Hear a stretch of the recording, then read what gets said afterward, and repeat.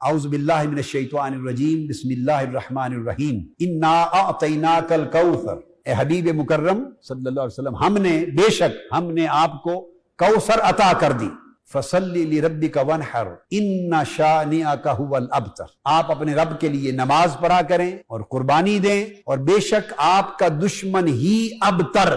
آپ کا دشمن ہی ابتر ہے، یعنی ہر خیر سے محروم اور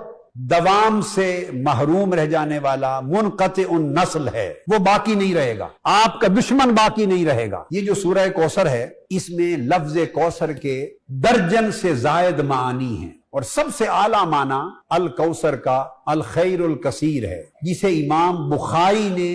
صحیح بخاری کی کتاب التفسیر میں روایت کیا ہے، اور معروف ترین معنی کوثر کا نہر کوثر ہے جو جنت میں ہے، یہ بھی احادیث صحیحہ میں ہے، اور دوسرا معروف ترین معنی حوض کوثر ہے، جو قیامت کے دن جس پر سے آقا علیہ السلام اپنی امت کو پلائیں گے اور پیاس بجھائیں گے۔ سو تین معنی وہ ہیں جو آپ نے اکثر و بیشتر سنے، نہر کوثر بھی سنا، حوض کوثر بھی سنا، الخیر الکثیر زیادہ نہیں سنا، مگر بتا رہا ہوں کہ سارے معانی سے جامع معنی جسے امام بخاری نے کتاب التفسیر میں روایت کیا وہ الخیر الکثیر ہے۔ امام فخر الدین رازی رحمت اللہ علیہ، جن کی معروف تفسیر الکبیر ہے، انہوں نے سب سے زیادہ تمام ممکنہ معانی کو اپنی کتاب التفسیر الکبیر میں امام فخر الدین رازی نے جمع کر دیا۔ ان معنی میں وہ تیسرا معنی بیان کرتے ہیں القول الثالث، تفسیر کبیر یاد رکھ لیں امام فخر الدین رازی۔ پہلا قول انہوں نے نہرن فی الجنہ، رأیت نہرن فی الجنہ، اس کو کہا کہ یہ کوثر ہے، جنت میں نے نہر دیکھی۔ دوسرا قول حوض کوثر کا بیان کیا۔ تیسرا قول میں کوٹ کرنا چاہتا ہوں جو امام فخر الدین رازی نے روایت کیا، القول الثالث، وہ فرماتے ہیں کہ الکوثر اس کا تیسرا معنی ہے حضور علیہ الصلوۃ والسلام کی نسل اور اولاد کی کثرت۔ الکوثر اولادہ، حضور کی نسل اور ذریت طیبہ کی کثرت کا قیامت تک باقی رہنا۔ فرماتے ہیں الکوثر کا معنی یہ ہے۔ آس بن وائل ایک شخص تھا بدبخت، اور مختلف روایات میں اور کفار و مشرکین کے نام بھی آئے ہیں، مگر کثرت کے ساتھ روایات میں آس بن وائل کا نام آیا۔ اس بدبخت نے آقا علیہ السلام کو تانا دیا جب آپ کے صاحبزادے کا انتقال ہوا، حضرت قاسم کا۔ کسی روایت میں حضرت ابراہیم کا ذکر آیا ہے، الگ الگ طرق سے ائمہ نے روایات دی ہیں۔ جب صاحبزادے کا انتقال ہوا، اس نے حضور علیہ السلام کو ابتر کہا، معاذ اللہ، اور ابتر کہتے ہیں کہ جس کی نسل باقی نہ بچے۔ نسل چونکہ چلتی ہے بیٹے سے، آپ کو معلوم ہے بیٹیاں تو دوسرے گھر میں چلی جاتی ہیں، اور پھر اس کے بطن سے جو اولاد ہوتی ہے وہ تو سسرال کی نسل ہوتی ہے، سسرالی نسل کہلاتی ہے، اور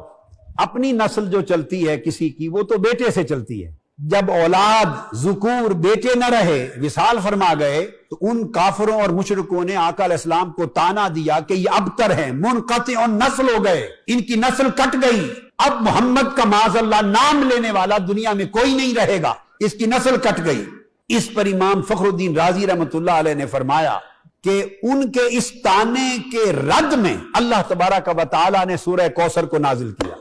اب امام فخر الدین رازی کہتے ہیں کہ یہاں کوثر کا معنی حضور کی ذریت کی کثرت، حضور کی نسل کی کثرت، حضور کی اولاد کی کثرت۔ فرماتے ہیں چونکہ اس تانے کے رد میں نازل ہوئی، تو اس لیے اللہ رب العزت نے فرمایا انا اعطیناک الکوثر، میرے محبوب ہم نے آپ کو اپنی نسل، ذریت اور اولاد کی وہ کثرت دی ہے کہ قیامت تک کوئی زمانہ آل رسول سے خالی نہیں ہوگا، ذریت محمدی سے خالی نہیں ہوگا، اطرت رسول سے خالی نہیں ہوگا، سادات کے وجود سے کوئی زمانہ خالی نہیں ہوگا۔ تو امام فخر الدین رازی فرماتے ہیں کہ اعطیناک الکوثر کا ایک تیسرا معنی یہ ہے کہ میرے محبوب یہ دشمن جو آپ کو ابتر کا، نسل کٹ جانے کا تانا دیتے ہیں، ہم نے آپ کو بشکل کوثر قیامت تک سب سے زیادہ باقی رہنے والی نسل و ذریت عطا کر دی۔ فرماتے ہیں لوگوں دیکھو اہل بیت کے کتنے نفوس قدسیہ کو چن چن کے شہید کر دیا گیا، اہل بیت محمدی کے کتنے افراد شہید کیے گئے، اور کتنی کثرت کے ساتھ اہل بیت کی شہادتیں ہوئی، مگر اس کے باوجود سارا زمانہ اور سارا عالم حضور کی اہل بیت اور ذریت کے ساتھ بھرا پڑا ہے۔ یہ امام فخر الدین رازی کے لفظ ہے۔ اور آگے چلیے، آگے کیا کہتے ہیں کہ زمانہ سارا اہل بیت کی سب سے زیادہ شہادتیں ہونے کے باوجود، یعنی ذریت حسین میں سے صرف ایک بچا امام زین العابدین کربلا سے، ایک بچا۔ امام حسن مجتبی سے بھی ان کے صاحبزادے زیادہ نہیں بچے، مگر نسل پھیلی کہ قیامت تک روئے زمین کے گوشے گوشے میں ذریت محمد ہے صلی اللہ علیہ وآلہ وسلم۔ اور فرمایا ادھر بنو امیہ کو دیکھو، حضور کی اہل بیت کو شہید کرنے والے ان میں سے ایک شخص بھی دنیا میں نہیں بچا۔ فرماتے ہیں بات صرف یہ نہیں کہ حضور کی اہل بیت اور آل پاک اور ذریت پاک سے پوری دنیا بھری پڑی ہے، بات صرف یہ نہیں، فرمایا پھر دیکھو کیسے کیسے علم کے پہاڑ ہوئے اور کیسے کیسے معرفت کے ستون ہوئے اور رہنمائی اور ولایت کے کیسے کیسے امام و پیشوا حضور کی اہل بیت میں ہوئے۔ ایک طرف امام باقر نظر آتے ہیں، ادھر جعفر صادق نظر آتے ہیں، ادھر موسیٰ کاظم نظر آتے ہیں، ادھر علی رضا نظر آتے ہیں، ادھر نفس زکیہ نظر آتے ہیں، اور فرماتے ہیں اسی طرح اتنے بڑے بڑے علم معرفت اور ولایت کے ستون اہل بیت میں پیدا ہوئے۔ یہ امام فخر الدین رازی کا جو ریفرنس میں نے دیا، اس کی تائید میں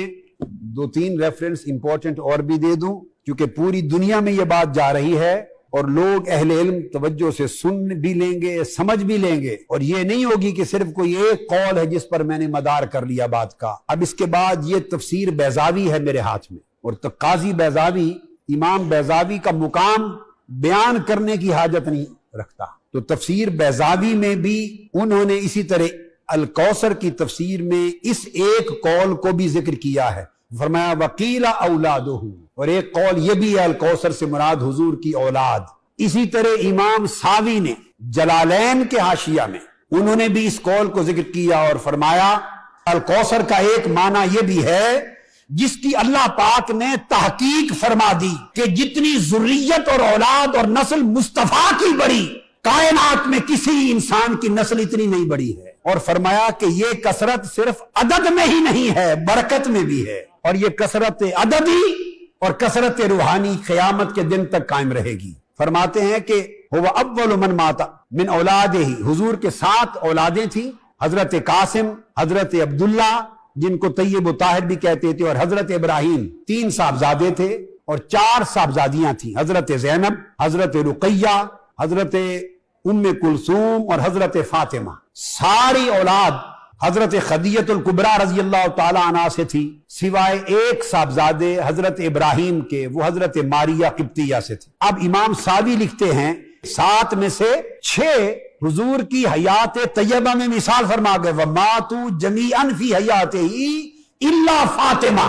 اب میں اس موضوع کی طرف آ رہا ہوں کہ فاطمہ کا ذکر قرآن میں کیسے، فرمایا 6 وفات فرما گئے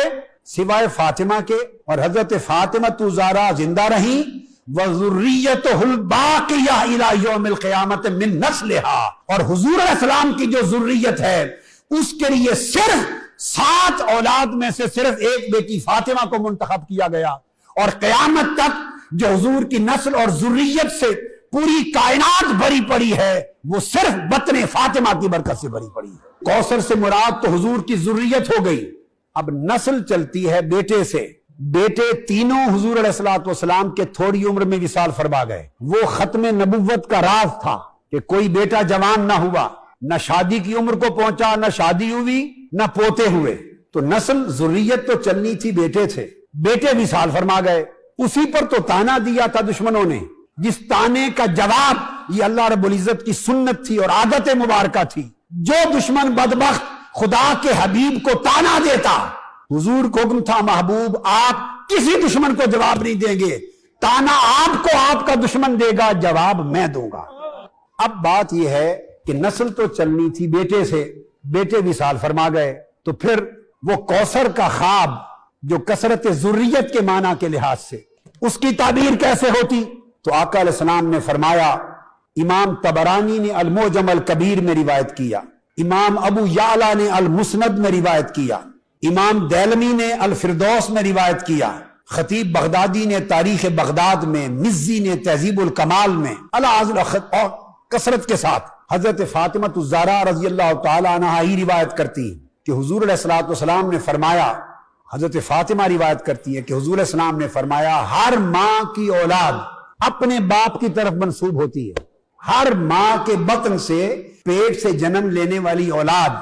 اپنے باپ کی یعنی اس ماں کے شوہر کی طرف منسوب ہوتی ہے سوائے فاطمہ کے. فرمایا فاطمہ کی اولاد میری ہوگی، فاطمہ کی اولاد میری ہوگی. وقال فانا ولیہم وانا عصبتہم، میں ہی ان کا ولی ہوں، میں ہی ان کا عصبہ ہوں، میں ہی ان کا باپ ہوں. لہذا آقا علیہ السلام نے حسن اور حسین کو کبھی نواسا نہیں کہا، ان کو بیٹا کہا. ابنا یا یہ دو میرے بیٹے ہیں. فرمایا فاطمہ کی اولاد علی کی طرف نہیں، وہ میری طرف منسوب ہوگی. دوسری روایت جسے امام احمد بن حنبل نے روایت کیا فضائل صحابہ میں، امام احمد بن حنبل اور امام طبرانی نے روایت کیا پھر المعجم الکبیر میں، اور وہ روایت سیدنا عمر فاروق رضی اللہ تعالیٰ عنہ سے ہے. سیدنا فاروق اعظم رضی اللہ تعالیٰ عنہ فرماتے ہیں کہ میں نے اپنے کانوں سے تاجدار کائنات کو یہ فرماتے ہوئے سنا. اب سیدنا فاروق اعظم شہادت دے رہے ہیں کہ فاطمہ کس طرح کوثر بنتی ہیں، فاطمہ تو زہرا کوثر کیسے بنتی ہیں، کوثر ذریت محمدی، کوثر آل محمد. سیدنا فاروق اعظم فرماتے ہیں میں نے سنا آقا علیہ السلام نے فرمایا کہ ہر عورت کی اولاد کا نسب اپنے باپ کی طرف سے ہوتا ہے سوائے فاطمہ کی اولاد اور ذریت کے، اس کا نسب بھی میں ہوں، اس کا باپ بھی میں ہوں، نسب بھی میری طرف ہوگا اور فاطمہ کی اولاد کا باپ بھی میں کہلاؤں گا. یہ سیدنا فاروق اعظم نے فرمایا. اور تیسری روایت حدیث پاک حضرت جابر بن عبداللہ راوی ہے، اس کو امام حاکم نے المستدرک میں روایت کیا. وہ فرماتے ہیں میں نے بھی کانوں سے آقا علیہ السلام کو فرماتے ہوئے سنا کہ ہر ماں کی اولاد کا عصبہ اس کا باپ ہوتا ہے اور اسی کی طرف وہ منسوب ہوتی ہے